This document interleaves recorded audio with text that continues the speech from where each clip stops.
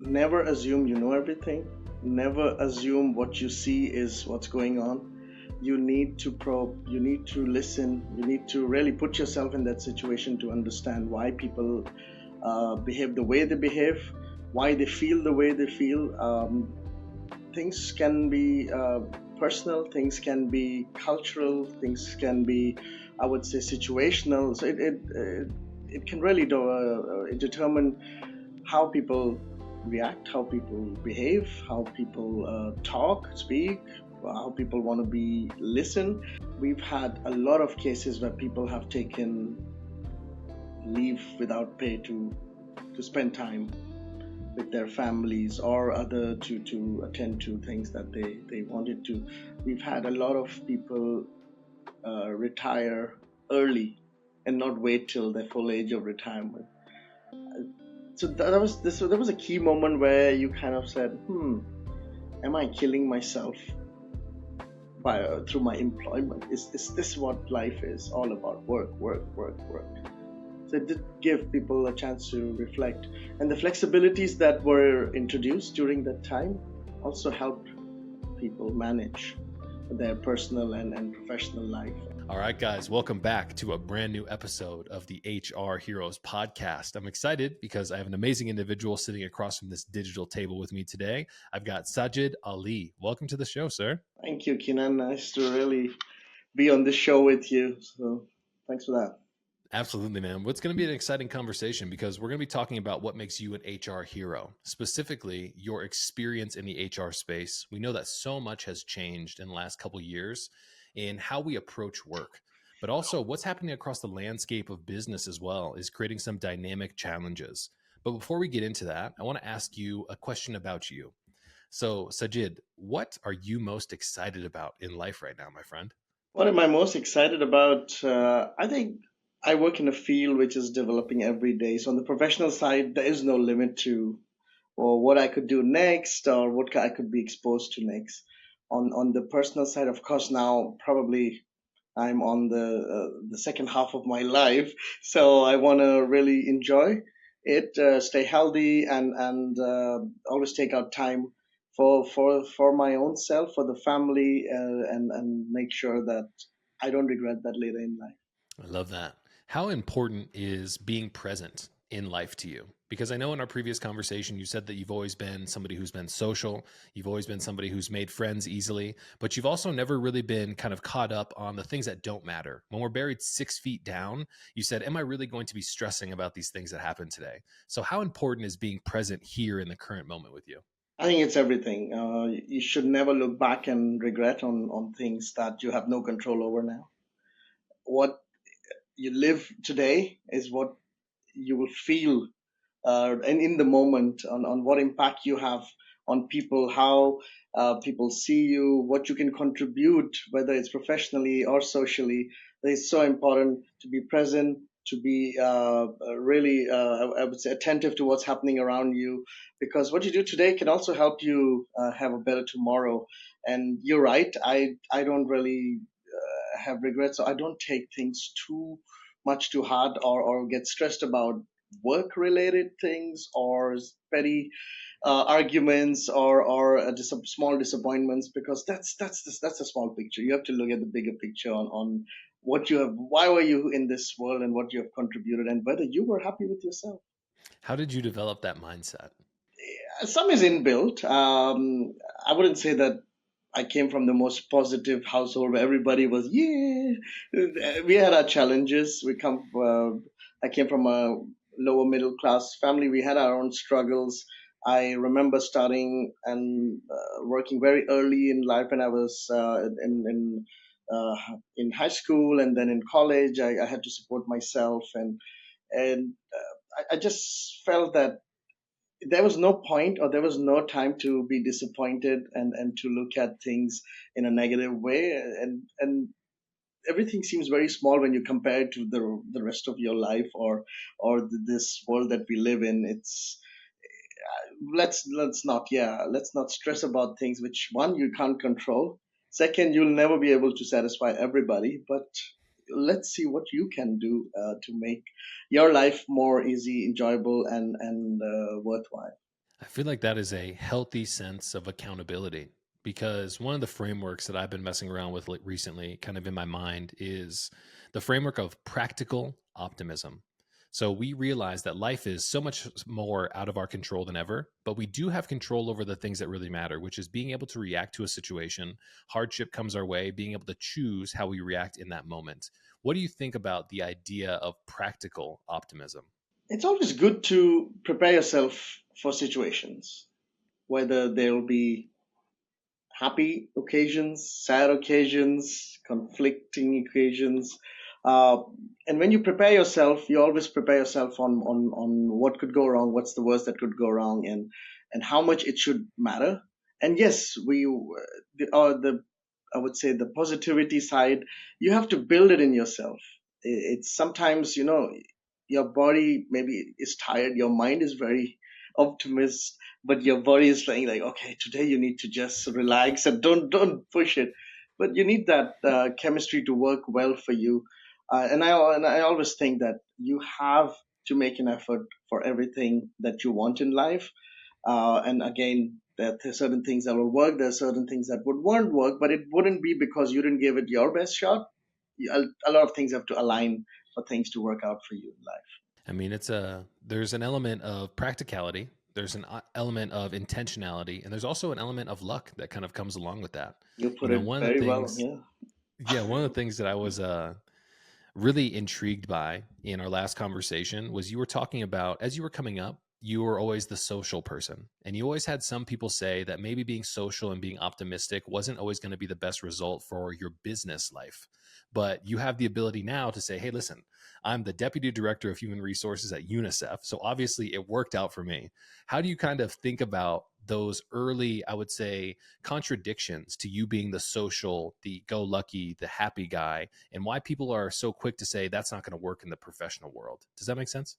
It makes sense. Yeah. I mean, sometimes you're reminded that a professional setting is not all about everyone being satisfied and everybody getting along. And sometimes you need to be assertive. Sometimes you need to be tough for people to react.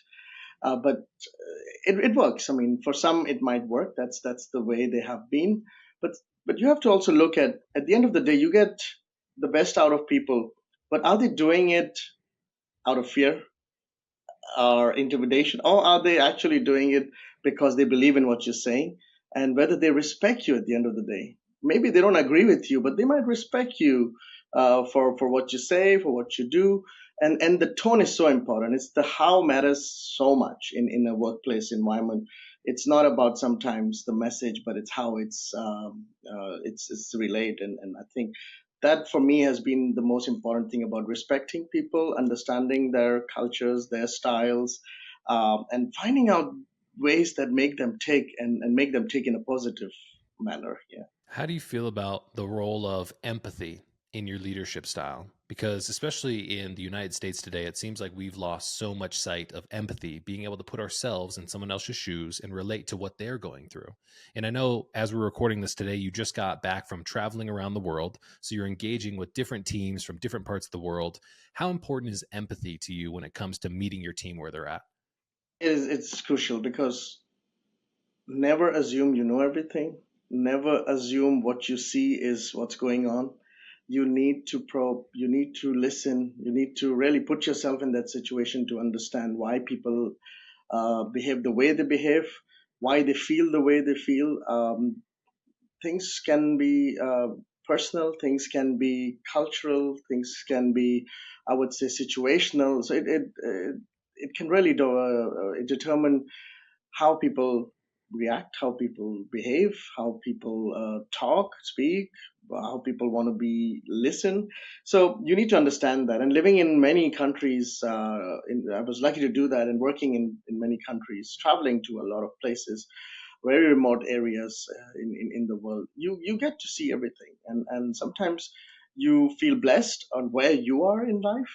Other times you feel, oh my god, I'm missing out on so much good that people are doing in this world, and I'm sitting maybe in a headquarter building and I could be doing so much more in the field. So it's a combination of those, but always put others before you when you're trying to understand or help someone or relate to them. One of the topics that we talk about a lot here on the podcast is diversity, equity, inclusion. And over the last couple of years, the B in belonging has gotten added to that acronym as well. I want to ask you, which is a perfect kind of segue. Our previous podcast guest wanted to ask you a question. Now, she's big into the DE and I and B space, and she wanted to know, how are you creating a sense of belonging in the workplace for your team? I think belonging, yeah, that's new. I've not really related that to DEI.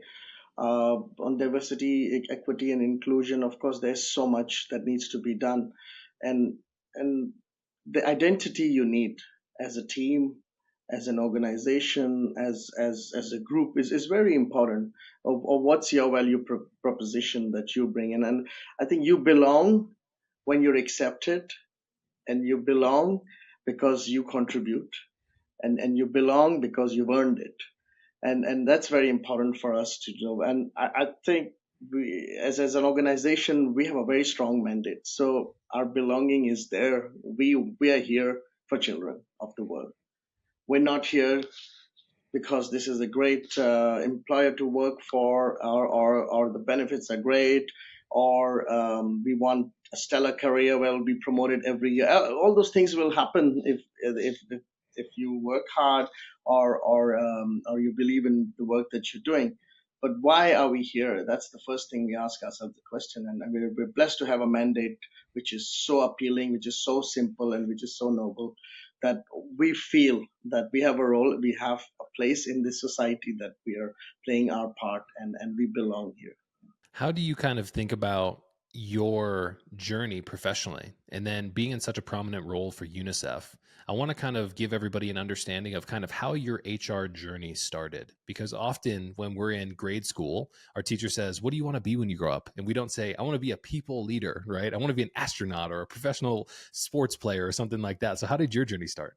When I started off, of course, everybody has dreams of either being in the forces, or being a doctor or engineer, and so I never had that. I was more interested in sports, and I wanted to. I mean, I don't know, for some reason I'm more into. I would like to be an MC, or a presenter or something. I always had that in me, and in my social gatherings, I was the one who brought everyone together, and I was like the linchpin there for all good things in terms of fun and entertainment. So that's how it was. And when I got to college, of course, at that time, I mean, there was no HR. Nobody knew about HR. I'm talking about like late 80s and early 90s. And then slowly I got into I got an interest in law, and I did my degree in law. But when I visited the courts before I decided whether I'll practice or not, I said, this is not for me. I can't do this. I'll be wasting myself over here. And with all respect to the lawyers in the world who are doing really well, my personality just didn't meet that. And I did find a job because of my legal degree in an organization, and then moved into, at that time, yeah, the HR function was called something else, but I was there. And there was, I'm lucky that one of the directors of one of the offices was visiting the country I was working in. That's Pakistan. I'm from there. And he just said, okay, you gotta come and work for me. I need someone like you. And that changed my career. And then I got into HR. But then I started, and I changed. I was an assistant. Then I changed my role, on my field of education. I kind of did a master's in human resources management. That helped me a lot. And I started loving the job, and my career then went off totally vertical from there, because I was willing to move for opportunities and not stay in one place and be in a comfy job. And I would also suggest that to everyone, when they're young and they have the opportunity, they're more flexible and mobile, they should look at where the challenges are and move. And that's the best way to learn. That's the best way to grow. And then it's not about ambition. It's all about taking your opportunities at the right time. I want to talk about kind of the scary element, because a lot of people who listen to the podcast and watch the podcast are either in their career or they're deciding that they want to go into a specific space. And hearing that you went down the avenue of getting your law degree and then going and doing your visits and realizing this wasn't for me, had to be an incredibly scary experience because of all the time that you put in to get to where you're at. So why don't you kind of talk about the, I would say, scary moment or that aha moment where you realized you were going to have to shift degrees, maybe a 6-degree pivot to go into something that you were more passionate about. Do you remember those times? Yeah, I do. I mean, I forgot to tell you that I was a journalist for 3.5 years, and I Oh, loved that wow. job. Yes, I loved that job. I was a reporting journalist, a desk journalist. I did everything. So I was very different, and then to move into more of workspace, which is like using a legal background and then you're getting HR experience. So yeah, you get to a point in your career where you when it's new and you've made a big shift that you kind of feel like, did I make the right decision? But I think that's where the optimism kicks in. You have taken a decision. This was the only decision you would have taken with the circumstances around it. So don't regret it. Move ahead, and if it doesn't work out, it doesn't work out. But don't look back now. You have to give it your 100%. And I kept chugging on, and it worked out for me. So I would say, like, sometimes when you had the doubts, make sure that you give your full 100% to whatever your new endeavor that you've taken on before you give up. Because giving up also sets a bad precedent of next time if you're in the same situation, would you again give up? Was that your go-to strategy then? So I've always looked right in front. It's not always that I had things go my way, but I would say most of the times things, you have to be realistic. Don't have super high expectations also. Yeah. It's an interesting concept to me because when I think about kind of a lot of people find themselves falling trapped to the idea that everything has to go perfect the way that they planned it. And often I know that there's a saying, it was like, you made a plan and then God laughed at the plan because obviously there's going to be different twists and turns that we can't anticipate. And so, what would a piece of advice be to you or be from you to another professional who finds themselves in a path of their career right now where maybe they just got laid off because we see a lot of that happening, or maybe they're needing a career change and they're feeling really uncomfortable about what the future brings? Would you have a moment of advice to them or a word that you could kind of put in their ear that would encourage them to keep moving forward? Yeah. People do lose their jobs. So sometimes it's the financial situation of the company they're working for, or an acquisition, or maybe they just didn't work out with their bosses, or vice versa. So I would say that you have to ask yourself that question: where, when I took on this job, did I give it all? And did I make my best efforts? Did I compromise where I needed to, or was I very rigid, or was I not really looking at where what was needed, what skills did I needed to build while I was working to continue to grow in the organization? I think sometimes it happens circumstantial, but it's an opportunity to start something new, to look for something new, and the best way is to not give a long gap between your jobs. Do something. Do nowadays you can be self-employed, you can be a consultant, you can do many things, but stay in the market, keep working, and think about what that could buy you some more time and see what do you want to do next. Don't jump on the first job that you get uh, to pay the checks if you can manage somehow to sustain yourself by doing individual gigs in the meantime. So that's something I would say that you need to be really care. I would say cognizant of. But when you want to change field, always think of what skills are transferable to the new area of work that you're going to join. Both skills that you've learned on the job, the experience you've gained, but also the attitude that you have towards work. I mean, sometimes the environment is such that this is where you'll fit better than in other places. So that's why you need to do a little self reflection and see what can you add value to where you're going next, and why would they take you. And it's never too late to learn. I think we have so many resources free of charge available online, or even by paying.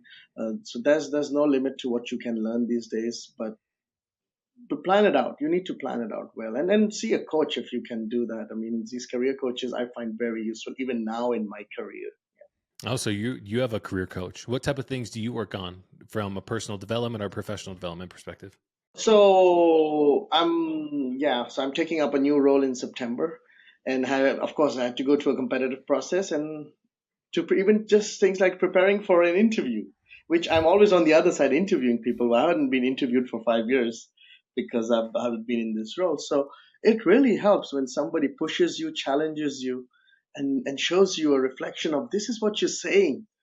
Like a simple thing like don't in your responses don't say I think. It already shows doubt in your responses. You need to be more confident about it. Show your personal motivation towards a job. Show your professional motivation. How do you separate that? How do you present? Small things, but they make such a big difference. You learn. And 5 years ago, I didn't have a coach. Now I have a coach, and I'm glad I took that coach up because I did get the job, which I'll be moving to in September. Yeah. Big congratulations to you, my friend. That's awesome. So congrats on that. My question for you is, do you consider yourself a It's lifelong within UNICEF, learner? so I'm not leaving Okay, yet. yeah, perfect. That's great. It's still with the same organization, which is amazing. Do you consider yourself a lifelong learner? Yes, I mean I learn every day, and as I would say, petty as it seems, I spend a lot of time on TikTok every day, and I learn a lot from it. Apart from the fun side of it, there are so many practical things I learn, whether they are on management, whether they are just fixing things at home, or just learning about new cultures, new places, and I like to do that in my free time when I'm commuting, my long commute back to New Jersey on a bus, and so on weekends I like to do that, and I learn so many things every day, and I try to practice them, whether they really work or are they just gimmicks or what. So it's never ending, and yeah, sometimes my wife tells me like, "Come on, this is not for you." I said, no, but honestly, it is fun. You can learn a lot of stuff from it. Oh man, that's amazing. Because there is a lot of information that flows around on those social media platforms that teaches you some awesome stuff. I've learned a lot from TikTok. I've learned a lot from TikTok that I can kind of compare to my educational perspective as well, because I've used some of the stuff on TikTok that I've learned, like the fact that your little washer detergent cap is actually meant to go into the washing machine so it comes out clean, rather than using the Pythagorean theorem that I learned in geometry, and I'm still waiting to deploy that one. So, one to TikTok on that side. My question for you is, with everything that has changed over the last couple of years when it comes to how we approach work, especially from a societal perspective, it seemed like before the pandemic, we were living to work. Now people are working to live. Why do you feel like so many people are so aware of that shift that we've seen in how we position work in our lives? I think people got the opportunity to stop and reflect on their lives. We've had a lot of cases where people have taken leave without pay to spend time with their families or other to attend to things that they wanted to. We've had a lot of people retire early and not wait till their full age of retirement. So that was a key moment where you kind of said, am I killing myself by through my employment? Is this what life is all about? Work, work, work, work.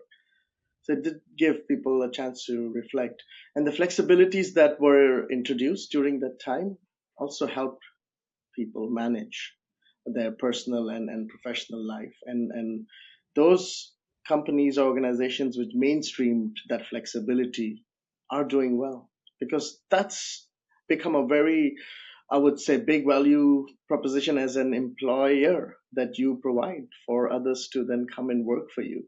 You can't continue with the old ways of working. For UNICEF, we have contacts, we have countries where in the field we deliver to the recipients, to our beneficiaries, children, young people, and women. We have to be there. There are certain jobs you have to be there. There are other jobs you don't have to be in the office all the time. Flexibility can be exercised, and that's what we have done, and that's what keeps us going as an employer. I would say we have a very low, I would say, attrition rate, um, especially, I mean, if it's non-voluntary. And voluntary also, people, as I said, most of them, they stay on in the organization Some groups they thought about it, retired early, but most of our employees stay on. And the one indicator of that is that every year the average age of UNICEF goes up by a year, which means not a lot of people are leaving, which is a big compliment to us as an employer that people want to stay with us. In the transition to flexible work during the pandemic, especially, did you ever have to put your creativity hat on to think about how you were still going to be able to engage with your team, knowing that your mission is so big and it's so valuable to be able to show up for women and children across the world? How did you kind of think about your ability to be flexible in identifying certain roles that could be more flexible while other people had to show up? What was that thought process like for you guys? We were kind of lucky that we had started flexible work arrangements even before the pandemic hit. So it was not new to us, but the usage or uptake of it was crazy during the pandemic. Like everybody used it. Everybody used it. We went, as the world was in total lockdown, a lot was done remotely. So once that happened, we already had to think of that's not enough. How do we keep our workforce engaged? How do we make sure that their well-being is taken care of, because it was something that people didn't know where it was going to lead to. The uncertainty of that was, I guess, the main issue that we had, and we also were working in like 190 plus countries, so there were places where we had also fatalities within our staff or their dependents, and as you know, New York was one of the worst hit during the pandemic. So we had to look at ways of how do we keep them engaged, how do we keep them going, not only allowing them to work from home, but how do you provide that environment where they can actually have an office space at home, where there can be a lot of socializing done during the week and not always focused on work, work, work. We offered counseling services. We even had sessions on the staff well-being for let's say for spouses separately, for children, for I mean as families, and so we did a lot. We had bring in online modules or sessions for exercising. We brought in different physical trainers helping us with sessions. So we had to make work more like as a part of your life, but a fun in a fun and social way, and for you not to feel abandoned and secluded in one part. I mean, if you're with your family, good, but sometimes people were alone, stuck in their apartments or their homes, and nobody to talk to. So we did face a lot of requests also coming in for counseling services, and so we did all that. We continue to do some of those initiatives that we rolled out because we think it's useful, and it should stay as part of our workforce's expectations and our way of giving back to our workforce. So that was it. Policy changes were made, many of those. Bringing more flexibility even now, and it continues each time.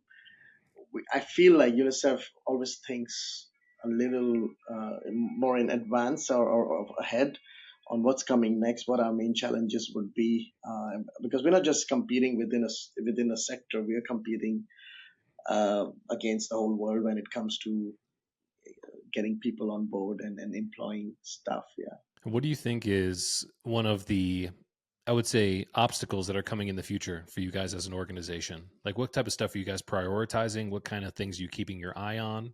What does the future look like? Yeah, I mean, there's a lot of concern within our workforce. Of course, every opportunity has its challenge, and every challenge has an opportunity. So I would say uh, we always think that nothing stays the same forever, whether it's the kind of employments we can offer, whether it's the funding situation, whether it's technology that is really playing a big part in automating a lot of work that is done by individuals. So we try to see that how we can embrace technology for one to help us in our work, but not to be a threat to us, and that can be done quite easy, and you need to build skills of our staff for that. So they need to understand the power of what technology can bring to the workforce. I mean, you hear about Copilot, about Chat GPT, and this. I actually welcome that because we can do a lot with it. We can be more efficient. We can be more accurate, and we can expand our knowledge base much more than we do currently. And that doesn't mean it replaces people who do those research and stuff. No, they can use that to even do their work better. And that's the kind of message we want to give our staff, that embrace technology. It will help you, maybe not now, it might help you with your next move. So let's just keep it real. I think this generation might scrape through somehow. Who knows in future what the workforce would look like, or the workplace would look like. I think being in an organization with a very simple and non-controversial mandate of working for the children of the world, we have been blessed that a lot of the donors still support our work, and we are able to be a good, stable employer when it comes to our workforce. So these are some of the challenges. Of course, going forward, I also feel that we have to compete more for employees to get in the best from the market, because the flexibility that some maybe corporate sector organizations or others provide might be more, or some of the benefits that they provide might be more, the perks might be more. But how do we stay competitive? Because we do have some limitations when it comes to entitlements and compensation. We have to work in a system, a UN-wide system, but I think we're still quite competitive. But we have to keep an eye on that space, yeah. And young people, bringing young people in is a bigger challenge for us, and that's what we are focusing on, and also bringing persons with disabilities into the organization. We have actually set ourselves a target of having 7% of our workforce with persons with disabilities. We're at 4% now. By 2030, we want to be at 7%. And we need more Wow. young people. Only 3% of our population right now, workforce, is less than 29 years old. So there's a lot of room for bringing in more young people in the Well, organization. there's an individual who I want to connect you with. Her name is Amy Knight. She is an HR leader from an organization called Pride Industries. And her organization is based out of California, and they do nothing but place individuals with disabilities inside organizations. So I feel like that would be a great connection for you to help you kind of achieve some of those goals. I do want to rewind a little bit and kind of ask, your perspective on AI, as an example, is one that is refreshing, because one thing I know about this technology is that it is increasing and improving at an exponential rate. Society does not keep up with that exponential improvement. But in order for us to be able to take advantage of these tools, we have to have a sense of curiosity about how they can impact our lives and our work, not to be positioned as a replacement, but as an accelerator. How did you first discover things like Copilot and Chat GPT? And what was your first reaction to that technology? Well, first reaction is always you try to use it personally and you're like, wow, this is amazing. And just imagine if I take this to the workplace, how much more we can do, and the quality of that work, the accuracy of that work can be amazing. So yes, I came across, of course, if there's a friend who would just say, have you tried this out? If you're on social media, definitely you get prompted a lot on new technology coming out. And so I'm curious about it, always was.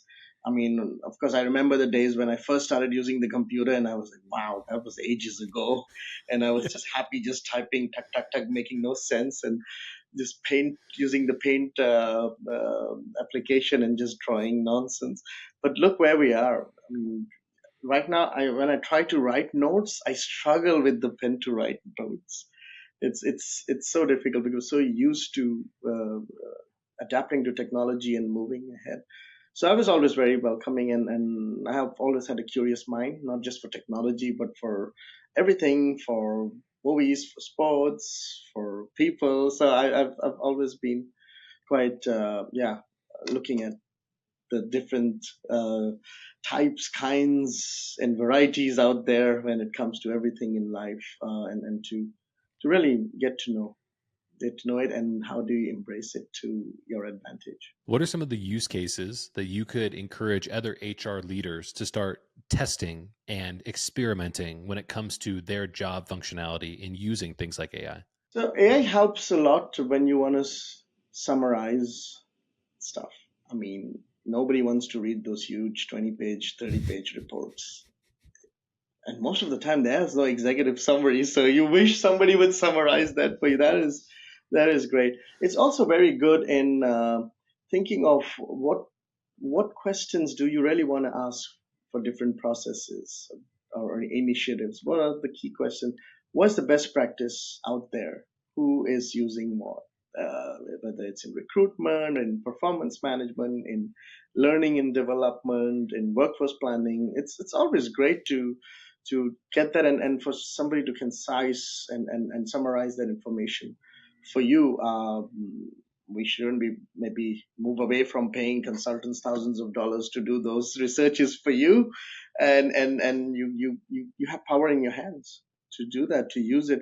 And I think as HR also, you need to ask yourself the question: what are the top 10 challenges that companies are facing these days, and what are they doing about it? And if you want to see within your sector what's happening, or competing against another sector, all that information can be very easily brought together. I think it's just, and you have to get used to asking the right questions to get the answers out of these systems, or these platforms, because it's about usage. Like once you get the hang of it, there's no limit to it. But you also need to keep in mind that don't let your own imagination, your own thought process be limited. You can think of 10 ideas, put them down. Those were your ideas, and you might see six of them coming from ChatGPT or Copilot, and you're like, wow, that's great. But at least without being influenced, I had my own ideas, and which I believe they can align well with what others are doing. So don't get too reliant on it, but use it for your own advantage, I would say. And some organizations might have more stricter policies on usage of it, but as a professional for your own self also, you can use. I think there's no limit on that. Yeah, I mean, what an amazing time to be right here in the pocket, present moment of technology as this stuff is exploding in front of us. I feel like in 10, 15 years, we're going to be talking about a day in November of 2022. ChatGPT came out and really kind of revolutionized the things that we experience from a work perspective and a personal productivity perspective as well. As we kind of start getting ready to land the plane here, I want to start talking a little bit about kind of the transforming role of HR. I have the discussion with so many different leaders about how the space has changed over the last 5 years, as an example, going away from the party planners, the paper pushers, the payroll people, the angel of death is something that we often experience as Wow. well, Okay. into a strategic partner. And I know that's been a big shift. What do you see as the changing landscape of HR, and where do you think we're going? Do you like the position of HR? Are you looking for more responsibility? What are you thinking about the space right now? So yes, I mean, from personnel administration moving on to HR as a service, as a transactional, what would say, part of the organization, it's really moved a long way.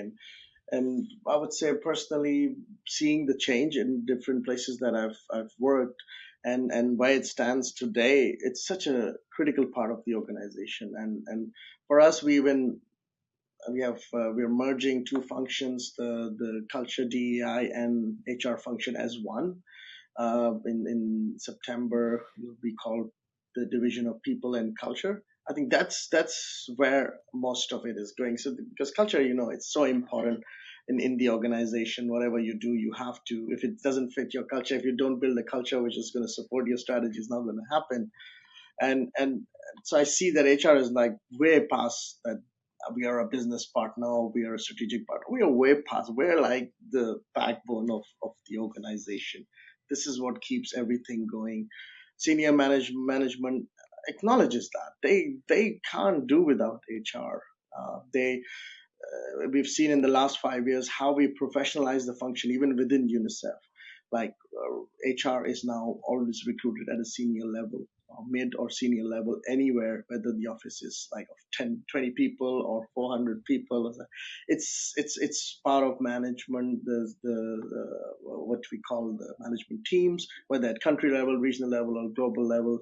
It's there in everything from the word go. I mean, not only when you're recruiting, but from the when you have your strategic plans being built or written up, and then when you're implementing anything, or even talking to donors, even talking to partners. So it's not like an office function which stays in the office. It's very outgoing. The outreach side of it, the partnership side of it. I mean, there's no limit to it, and I would say this is the best field to be in these days. The number of jobs in HR, they're not going away anytime soon. They're just going to keep growing. You can see that in job bulletins on job websites. It's an area growing like crazy. And I think the next step is how HR professionals become people and culture professionals. So it's not just the functional HR work that you do, but you have to think about outreach. You have to think about having DEI roadmaps for your offices and for your teams. You need to think about how you incorporate those engagement surveys and into actions, and help change the culture of your current location or team. I mean, I couldn't agree more. Even the simple change in language from human resources to people and culture is something that I feel like I see more and more leaders asking for, because we have the ability to narrate our own story and get rid of some of those negative connotations like I talked about. Nobody wants their business department to be referred to as the angel of death. I don't think that's a great thing that a lot of people want to deal with. And we shouldn't have that light of speaking to HR means we're going to get in trouble or there's something wrong. Yeah. And being able to rewrite that language, I feel like is super important. So, Sajid, I would love to give you the opportunity to tie into our next episode by posing a question for our next guest. What would you like to ask them? It can be anything. I think as an HR leader, everybody is very accountable for what they do and what their legacy should be. So my question would be to the next HR hero that you interview: what has been your specific contribution to change the culture in your organization? It has to be their specific contribution towards that. I love that. That's an amazing question. Well, once again, Sajid Ali, thank you so much for being here today.